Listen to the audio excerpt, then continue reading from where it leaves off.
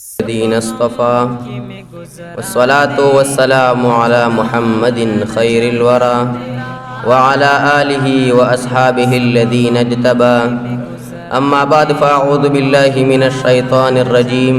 بسم الله الرحمن الرحيم.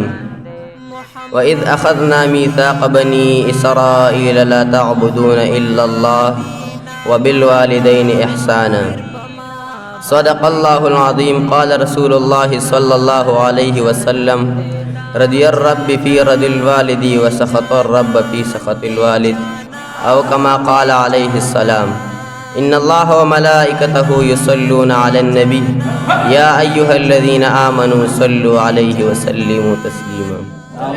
اللهم صل على سيدنا مولانا محمد وآله وعجرته بعدد كل معلوم لك. صلاة والسلام عليك يا سيدي يا رسول الله وعلى آلك وأصحابك يا سيدي يا حبيب الله. ماته چې د بزم ناج ناظم صاحب له طرفه په کوم موضوع باندې د اظهار خیال کولو مقرره کړی شوې ده، هغه حقوق د والدینو دي. عزتمند حقوق د والدینو ډېر زیات دي، خو لیکن زه برطرف خپلې کمیلمۍ مطابق څه چند کلمات عرض کړم. ما چې په خطبه کې کوم آیات شریف ولستو، الله جل جلاله فرمایي: و اذ او یاد کوي هغه وخت اخذنا چې موږ واخیسته میثاق بني اسرائیل، فحواده د بني اسرائیل نه، لا تعبدون چې تاسو عبادت نه کوئ الا الله سوا د الله تعالی نه، وبالوالدین احسان او د والدین سره احسان کوئ. یعنی الله جل جلاله د خپل حق سره متصل چې چا حق بیانوي په خپل کلام پاک کې، هغه حق د مور او د پلار دی. بیا حضور علیه الصلاۃ والسلام د مور باره کې فرمایي: الجنة تحت اقدام الامهات، د مور د قدمونو د لاندې جنت دی. مطلب د دې حدیث دا دی که چېرته انسان دا وایي چې ما ته د جنت میلاو شي او ما نه د رب رضا شي، نو دی دې چېرته هم نه دی، دی په جوماتونو کې تسبیح نه تاوهي، دی چلې نه وباسي، دی بل هیڅ چا نه دعاګانې نه غواړي، دی دې لاړ شي د خپلې مور خدمت دې وکړي، د نه به رب رضا شي، چې رب دې رضا شي الله بوله جنت هم ورکړي.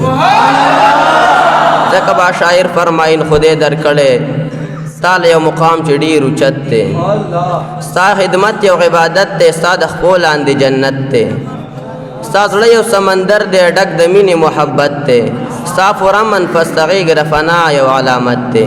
بیا حضور علیه الصلاۃ والسلام د پلار باره کې فرمایي: رضی الرب فی رضی الوالد وسخط الرب فی سخط الوالد.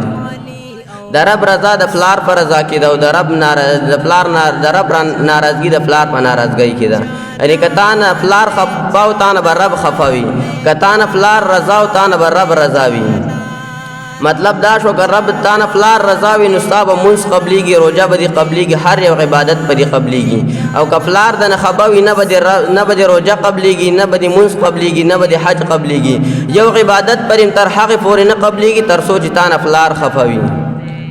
بیا امام غزالی رحمت الله علیه فرمایي: د حضور علیه الصلاۃ والسلام حدیث مبارک ته چې یو زوی بیا هم د خپل پلار حق نشه ادا کولی، چې دا زوی چې دا پلار یې غلام وي او دا زوی د هغه مالک نه واخلي او بیا یې آزاد کړي، نو حضور علیه الصلاۃ والسلام وایي بیا هم د خپل پلار حق ادا نه کړو. روایت ته الله جل جلاله موسی علیه الصلاۃ والسلام ته فرمایل: که چېرې یو انسان د خپل پلار نافرمانی کوي او زما فرمان برداری کوي، نو دا انسان ما په نافرمانو کې لیکلی دی. او که چېرته یو انسان د خپل پلار نافرمانی کوي او زما فرمان برداری کوي، دا انسان ما په نافرمانو کې لیکلی دی.